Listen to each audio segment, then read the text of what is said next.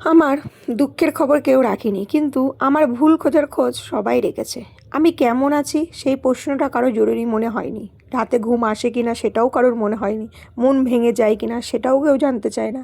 এসব জানতে কেউ আসেনি, কিন্তু একটা ভুল হোক আমার, সবাই ঠিক মনে রেখে দেবে, বা সবাই বিচার করতেও দাঁড়িয়ে যাবে।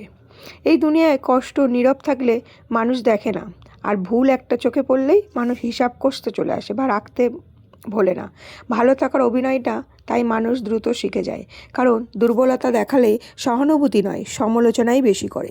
সবাই আপনার আপন মানুষ না, কিছু মানুষ শুধু আপনার ভুলের দর্শক, দুঃখের সঙ্গী না।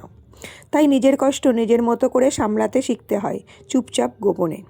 ভালোবাসি শব্দে আমার খুব ভয় লাগে, কারণ কেউ ভালোবাসি বললে আমার জীবনে ভীষণ রকম ভয় লাগে, কারণ এই কথার আড়ালে আমি দেখেছি ধীরে ধীরে বদলে যাওয়া আচরণ।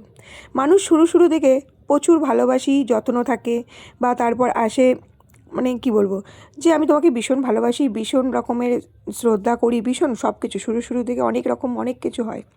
তারপর আসে কি উদাসীনতা আর অবহেলা। যে কথায় ভরসা তৈরি হয়, আবার সেই কথাই একদিন কষ্টের কারণ তৈরি হয়ে যায়।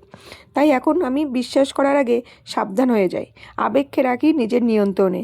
ভালোবাসা আর ভালোবাসি এই শুনতে আমার ভালো লাগে অবশ্যই, কিন্তু তার চেয়ে বেশি পরিমাণে ভয় হয়। আমাকে ভালোবাসি কথাটা বা ভালোবাসি শোনার শব্দটার আগে বারবার করে সতর্ক করে দেয় যে না, এই ভালোবাসি বলছে। কারণ আমি জীবনে প্রচুর ঠকেছি, প্রচুর। আমার মধ্যে একটু মানে মায়া, মমতা, ভালোবাসা এইগুলো যদি আমার জীবনে কেউ একটুখানি দেয়, আমি তাদেরকে 100% দেওয়ার চেষ্টা করি।